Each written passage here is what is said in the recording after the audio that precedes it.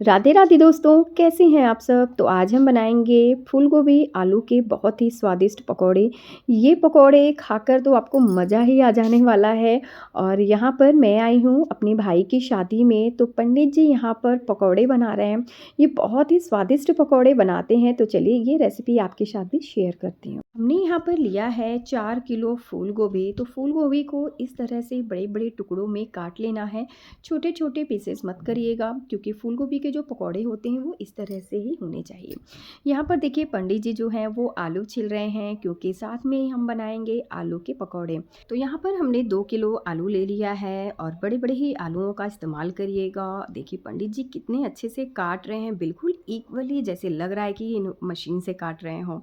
तो आलू को देखिए इस तरह से हमें मोटा रखना है। अब हम इसे 2 से 3 पानी में अच्छे से साफ़ कर लेंगे और इसे कम से कम 5 मिनट के लिए हमें स्टीम कर लेना है, यानी थोड़ा सा पानी डाल दिया है और इसे ढक देंगे। तो चलिए बनाते हैं टमाटर की चटनी। इसके लिए हमने यहाँ पर लिया है 1 किलो टमाटर, 4 गांठ लहसुन की, 50 ग्राम अदरक। अब हमें इन सभी चीज़ों को पीस लेना है। तो पहले हमने मिक्सी जार में अदरक, हरी मिर्च, थोड़ा सा जीरा और लहसुन को पीस लिया है। और उसके बाद यहाँ पर जो टमाटर थे उसे हमने इस तरह से रफली चॉप कर लिया है और इसे भी हम पीस लेंगे। तो यहाँ पर देखिए चटनी जो है वो पीसकर तैयार हो गई है। अब इसमें ऐड करेंगे 2 बड़े चम्मच काला नमक। यहाँ पर पंडित जी जो है वो सादा नमक का इस्तेमाल नहीं कर रहे हैं, सिर्फ इसमें काला नमक ही डाल रहे हैं।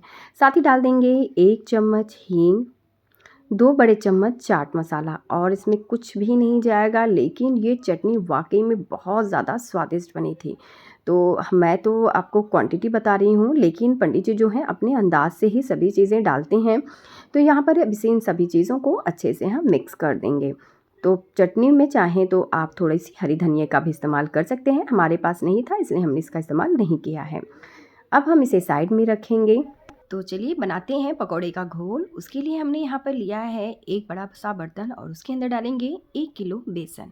साथ ही ऐड कर देंगे आधा चम्मच बेकिंग पाउडर, 2 बड़े चम्मच सब्जी मसाला, 1 बड़ा चम्मच किचन किंग मसाला, 3 बड़े चम्मच धनिया पाउडर, 1 चम्मच देगी मिर्च, 1 चम्मच भुना हुआ जीरा, 1 चम्मच गरम मसाला, 2 चम्मच हल्दी, नमक स्वाद अनुसार।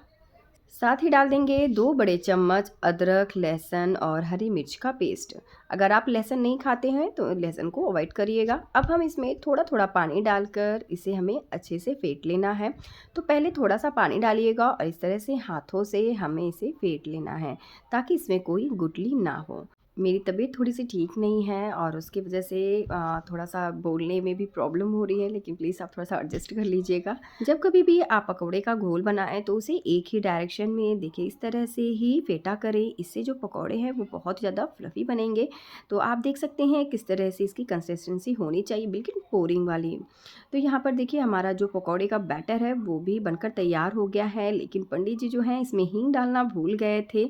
तो अभी जो है लास्ट में हमने यहाँ पर हींग डाल दिया है और तेल को हमने पहले से ही गर्म होने के लिए रख दिया था और पकौड़े जो हैं अब वो छनने के लिए तैयार हैं। तो उससे पहले पंडित जी जो हैं बैटर के अंदर एक एक फूल गोभियों को डाल दिया है, ताकि डालने में ये आसान हो। तो यहाँ पर इन्होंने सबसे पहले चेक कर लिया था कि तेल जो है वो अच्छे से गर्म हुआ है कि नहीं। तो तेल जो है वो अच्छे से गर्म हो गया है। अब हम यहाँ पर एक एक करके सभी फूल गोभी के पकौड़ों को डाल देंगे।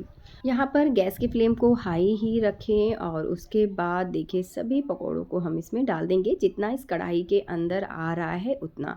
और यहाँ पर फूल गोभी को स्टीम करने का एक कारण यह था कि अगर हम फूल गोभी को स्टीम नहीं करते हैं तो पकौड़े जो हैं वो अंदर से कच्चे रहते हैं और ज़्यादा तेल को सोख करते हैं।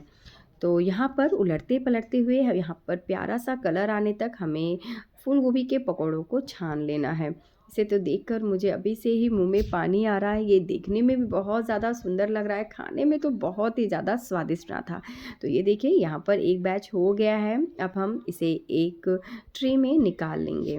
ये पकौड़े जो हैं कम से कम 60 लोगों के लिए बन रहा है। तो यहाँ पर देखिए फूल गोभी के पकौड़ों को अच्छे से छान लिया है। अब जो बचा हुआ था वो भी हम इसके अंदर छान लेंगे। तो इसे अब हम एक प्लेट में निकाल लेंगे। तो यहाँ पर पंडित जी ने मर्चवानी बनाया था और साथ ही ये चटनी। पकौड़ों के साथ इस चटनी का स्वाद बहुत ही ज़्यादा बेहतरीन लग रहा था। इसे आप एक बार ज़रूर बनाकर ट्राई करिएगा। तो जो बाकी के बचे हुए फूल गोभी थे उसे भी पंडित जी जो हैं वो फ्राई कर ले रहे हैं।